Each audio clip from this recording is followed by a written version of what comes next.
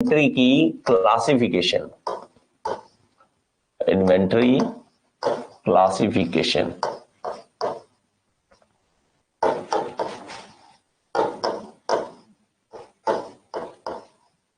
Okay चलिए, तो ये इसके अंदर आ जाता है ट्रांजिट और पाइपलाइन मूवमेंट। पहला आ जाएगा ट्रांजिट, ट्रांजिट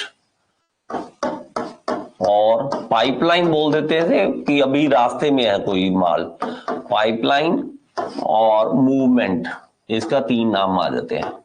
मूवमेंट कि अभी रास्ते में है कोई चीज या कोई काम चल रहा है, पाइपलाइन बोलते हैं मोस्टली हम ना, कोई भी काम हो रहा हो तो वो कहते हैं ये काम हो गया अभी पाइपलाइन में है। पाइपलाइन में मतलब अभी चल रहा है, उसके ऊपर कर लेंगे हम, जल्दी जल्दी काम कर लेंगे, रास्ते में है। ओके आगे लिखिए, इसका लिखिए inventory items can't be utilised while in transportation. तो अगर आपका इन्वेंट्री जो है ट्रांसपोर्टेशन रास्ते में है तो आप यूज नहीं कर सकते हैं, तो इसको लिखेंगे inventory items, inventory items can't B use, can't be use which are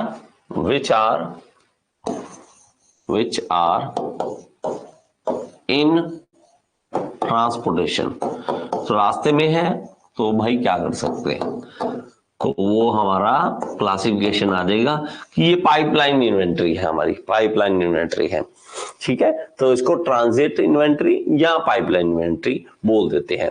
एक बोलते हैं हमारे पास बफर, सेकंड लिख लीजिए, इसका सेकंड लिख लीजिए, ये फर्स्ट है बफर स्ट्रोक, बफर स्ट्रोक इसको बोल देते हैं बफर और सेफ्टी स्ट्रोक, और सेफ्टी स्ट्रोक। ये भी ध्यान रखना पड़ता है कि भाई अगर कहीं हड़ताल हो गई, कुछ हो गया, कहीं बारिश आ गई, कोई पंगा पड़ गया, किसी चीज की हड़ताल हो गई, पीछे से माल नहीं आया, तो हम क्या करेंगे, हमारे तो प्रोडक्शन रुक जाएगी। और इसलिए क्या करना पड़ता है, बफर और सेफ्टी स्टॉक लेके चलना पड़ता है। These are held for protection against unfavourable, these are hold किया जाता है फॉर, ठीक है, होल्ड मतलब इन्वेंट्री को होल्ड किया जाता है for protecting against, for protecting against unfavorable, against unfavorable favorable conditions. ठीक है, अनफेवरेबल को कंडीशन है, उसके लिए conditions like variation in demand, अगर डिमांड में कोई चेंज आ गया, अनफेवरेबल कंडीशन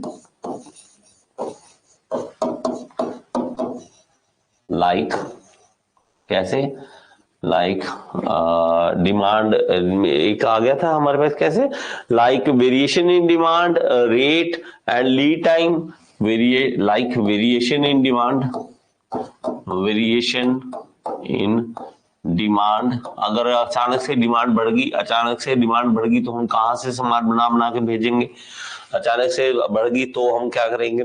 ठीक है, और इसको these are not be under normal working condition and used only under the adverse situation. इसको संभाल के रखेंगे कि भाई इसको रख लो, अगर कोई गलत हुआ, कुछ कोई हड़ताल वगैरह कुछ होगी तो हम इसमें से उठा के यूज करेंगे, वैसे नहीं करेंगे। दिस इन्वेंट्री is only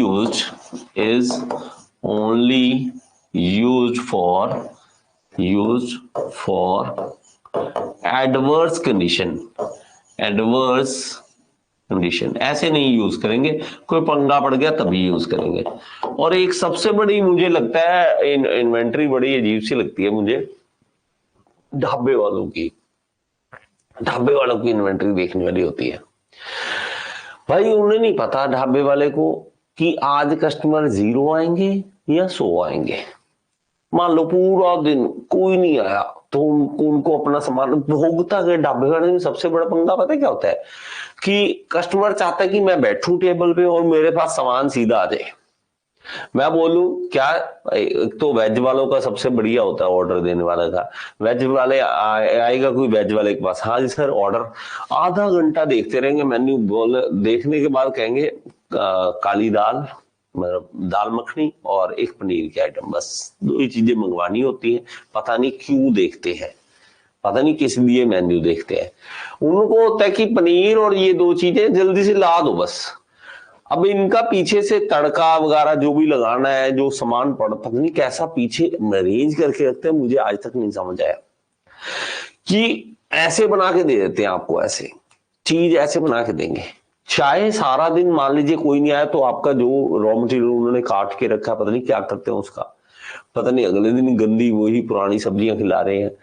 अचानक से कोई बस रुक गई ढाबे वाले के पास, उसके ऊपर से सवारियां 60 सवारियां निकली और बोले लाओ जी सामान, तो उसको पंगा पड़ गया, भाई जल्दी ला जल्दी ला, सामान बना इनके सबके लिए, 60 सवारियां उतरी हैं, सबके लिए रोटी का इंतजाम करना है।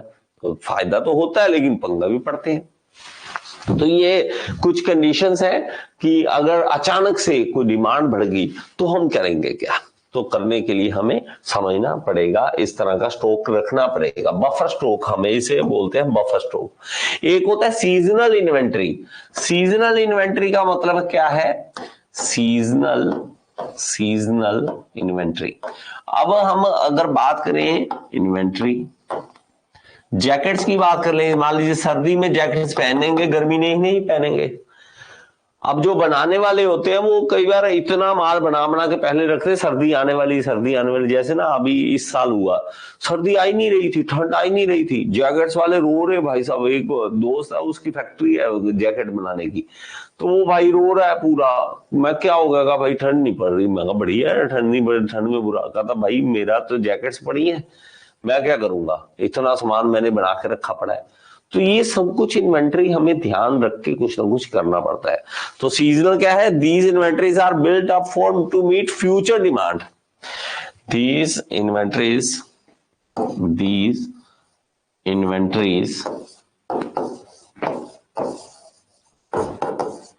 are held for future demand. Future में कोई डिमांड चेंज होगी उसके लिए, कि सर्दी आने वाली है पहले बना के रख लो, कस्टमर हमारे आने वाले हैं। टूरिज्म इंडस्ट्री बड़ा ध्यान रखती है इन सभी चीजों का, तो इसके लिए हमारे पास ठीक है। तो प्रोडक्ट हमारा सीजनल वेरिएशन के कारण होगा। Future demands in variation in season का हिसाब से, उसी हिसाब से हमें चीजें रखनी पड़ती हैं। ओके, चलिए चौथी चीज आ जाती है लास्ट इसके अंदर, और ये आ जाती है हमारे पास एंटीसिपेशन इन्वेंट्री। एंटीसिपेशन इन्वेंट्री, नाम याद कर लो, फिर आप कहोगे ये कौन सा नाम, मैंने कभी सुना नहीं था, ऑब्जेक्टिव टाइप में कुछ आ गया। ठीक है, इन्वेंट्री। चलिए, तो ये क्या है, एंटीसिपेशन है। These inventory items are built up due to anticipated demand future in selling forecast, like price hike होने वाला है, गवर्नमेंट की पॉलिसी चेंज होने वाली है, तो ध्यान रखना पड़ता है कि भाई कहीं पॉलिसी ना चेंज हो जाए, कि आगे जाने रेट ना बढ़ जाए। ये सारा कुछ हमें ध्यान रख के करना पड़ता है। These are held for future predictions कि आगे आने वाला ये होने वाला है, फ्यूचर प्रेडिक्शंस।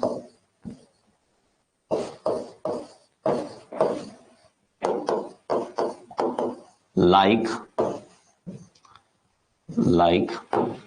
कैसे, जैसे रेट हाइक हो जाएंगे, रेट बढ़ जाएंगे, या मान लीजिए हमारे पास गवर्नमेंट की पॉलिसी चेंज होने वाली है, गवर्नमेंट पॉलिसी चेंज होने वाली है, तो उसके लिए हमारे पास क्या होगा, ये इस तरह का हमें एंटीसिपेशन इन्वेंट्री रखनी पड़ेगी।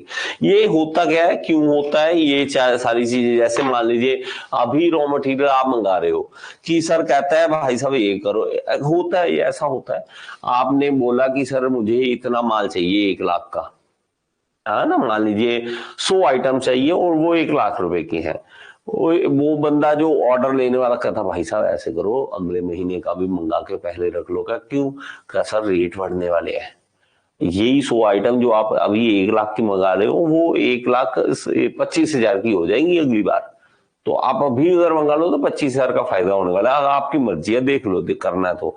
अभी आपने उसकी बात नहीं मानी, आप छोड़ यार फालतू कब बोल रहा है वो, ऐसे फालतू के पैसे क्यों लगाने, 25,000 कोई बात नहीं है, मतलब पैसे क्यों लगाने, अभी नहीं लगाते, और सच में रेट बढ़ गए और अगली बार वो ऑर्डर लेना है तो वही वाला सेम ऑर्डर आपको 1,25,000 का मिला, तो ये टेंशन बढ़ गई। तो इस तरह का जो होता है वो एंटीसिपेशन हमारे पास की ध्यान रखकर, फ्यूचर का ध्यान रखकर, अगर रेट बढ़ गए, कोई गवर्नमेंट की पॉलिसी चेंज आ गई या हमारे पास उसने परसेंटेज बढ़ा दी, अब जीएसटी लगा लो, है ना, जैसे आप कहोगे सर कैसी बातें करते हो, ये बताता हूँ आपको, ऑनलाइन, आप ऑनलाइन का बताता हूँ आपको, हाँ, जैसे मान लीजिए हमारा है, तो अगर मान लीजिए 1,000 रुपए का कोर्स है, अब हमें नहीं पता था इस चीज का, पहले नहीं पता होता था, मान लीजिए 1,000 रुपए का कोर्स है, तो अब जीएसटी, अब अगर आप जीएसटी भरते हो तो इसका 18% जीएसटी लगना स्टार्ट है, 18%।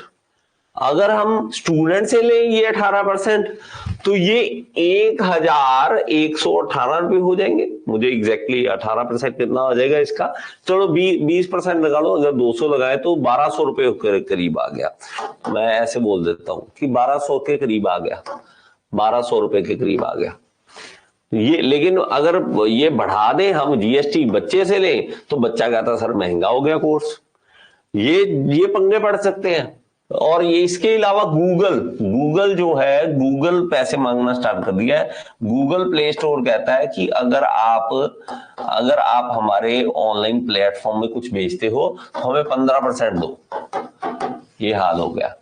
तो आप बढ़िया रह गए, अभी जो कोर्सेज ले गए हो, अभी जो है कोर्सेज के प्राइसेस बढ़ाने पड़ सकते हैं, तो 18% 15% ये चीजें चलने लगी हैं कि अगर आप देखो इसमें से 18% इनको दे दो, 15% इनको दे दो, तो बाद में क्या, टीचर के पास क्या बचना है, तो ये हाल हो रहा है।